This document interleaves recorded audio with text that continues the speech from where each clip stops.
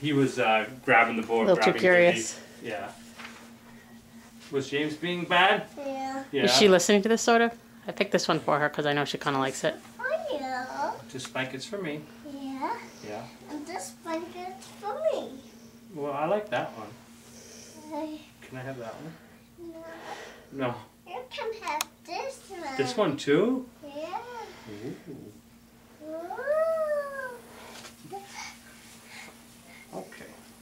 You ready? Yeah. George was glad when he was in his bed at last. His tummy was hurting again. The man sat with him for a while. "Now I believe you, George," she said. "I'll be back first thing in the morning before they take you into the operating room. Nurse Carol will tuck you in when it's time to go to sleep." Then he left. George just sat there and cried. He's a sad little monkey.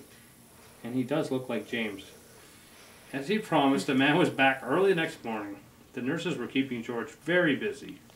One nurse was taking his temperature, one was taking his blood pressure, one was giving him a pill. "To make you sleepy, George," she said. And one was getting ready to give him a shot.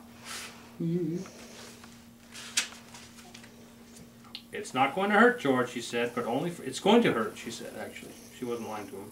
"But only for a moment." She took his arm and George let out a scream. "But the needle hasn't touched you yet," said the nurse, laughing. "There, now it's done." He was crying. That wasn't so bad, was it? No, it really was not. And anyway, it was over now. By the time the attendant came with the stretcher to wheel him to the operating room, George was getting sleepy. He tried hard to stay awake. He was curious to see what would happen next. Yeah. Yeah. He could see a big table with bright lamps over it, and doctors and nurses all around. They had caps on their heads and masks over their faces, only their eyes were showing. One of the doctors winked at George and patted his head. It was Dr. Baker, who had been to the house when it had all started. He looked funny with his mask on. And then George was fast asleep. George woke up. He did not know what had happened.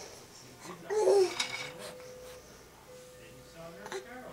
He told her, "George, you got the piece out. You dare do your ring."